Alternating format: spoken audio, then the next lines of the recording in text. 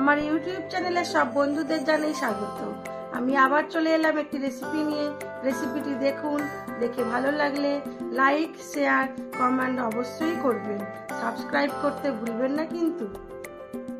আমার আজকের রেসিপি কুমড়ো ফুলের বড়া। আমি দুই রকম ভাবে করব। তার জন্য নিয়েছি চাল গুঁড়ি, বেসন, ফুলগুলো ছাড়িয়ে ধুয়ে নেব, পেঁয়াজ কুচি, খাবার সোডা, স্বাদমতো নুন, আর নিয়েছি পোস্তর দানা আর সর্ষের তেলে করব। বাটির মধ্যে একটু খাবার সোডা আর স্বাদমতো নুন নিয়ে নিয়েছি। দিয়ে দিলাম চালের গুঁড়িটা।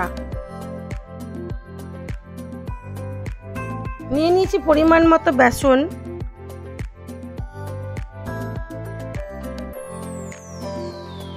দিয়েছি একটু স্বাদমতো লঙ্কার গুঁড়ো। আপনারা কাঁচা লঙ্কা বাটা বা কাঁচা লঙ্কা কুচিও দিতে পারেন। আর অল্প পরিমাণ হলুদ গুঁড়ো, আর দিয়ে দিলাম পোস্ত।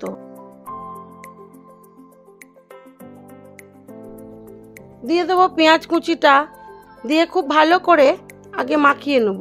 আর এর মধ্যে একটু দেবো গরম তেল। যে তেলে ভাজবো সাদা তেলে ভেজেছি, সাদা তেল গরম একটু দিয়ে দেবো। দিয়ে এটাকে খুব ভালো করে প্রথমে মাখিয়ে নেব। তারপরে অল্প অল্প করে জল দিয়ে দিয়ে ব্যাটারটাকে তৈরি করব।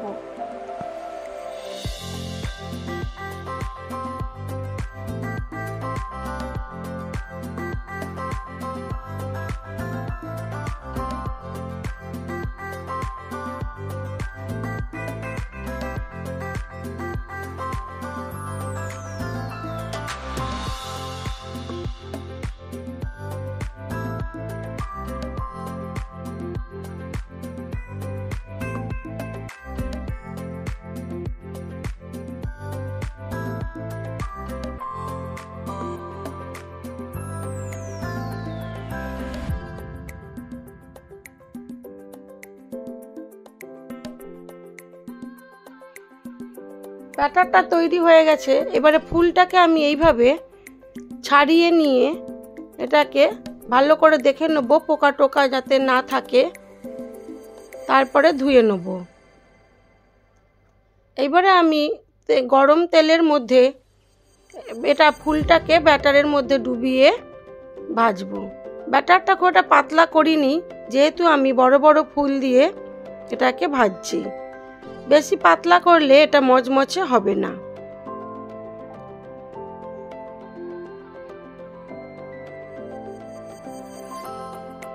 এইভাবে একে একে সব বড়াগুলোকে ভেজে নেব। মিডিয়াম আঁচে রেখে ভাজবো যাতে ভালো করে ভাজা হয়।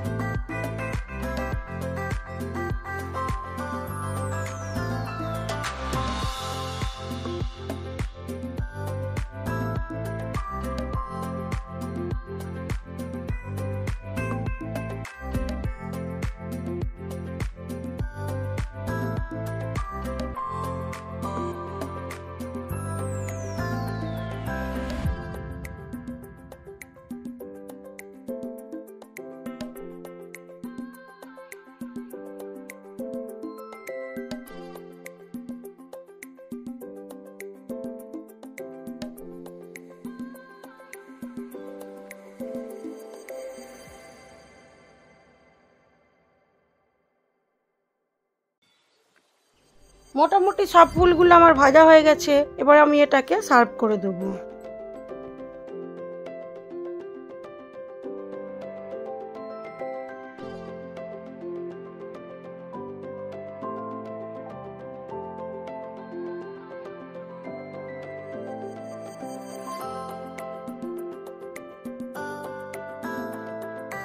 এবার আমি আর একটা কিভাবে বড়া ভাজি সেই পদ্ধতিটাও দেখাই।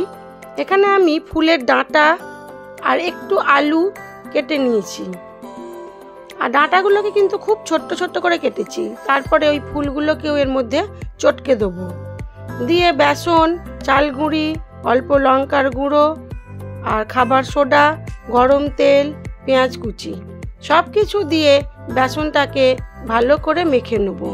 তারপর এরকম ছোট ছোট বড়ার আকারে ছাড়বো। এইভাবেও বড়া খেতে ভালো লাগে। আমি 2 রকম ভাবে কুমড়ো ফুলের বড়া ভেজে দেখালাম।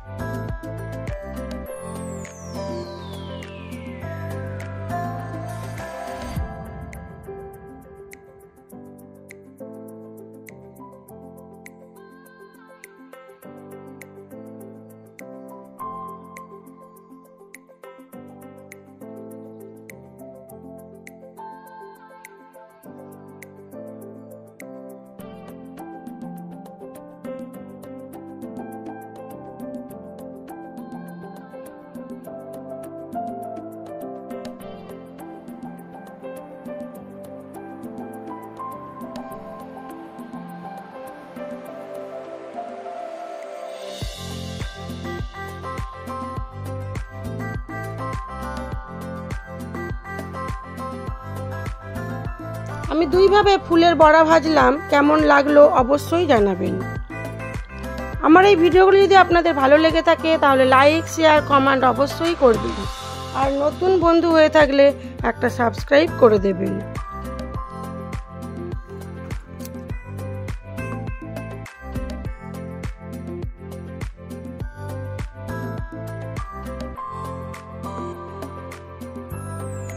সবাই ভালো থাকবেন, সুস্থ থাকবেন, নিজেদের খেয়াল রাখবেন।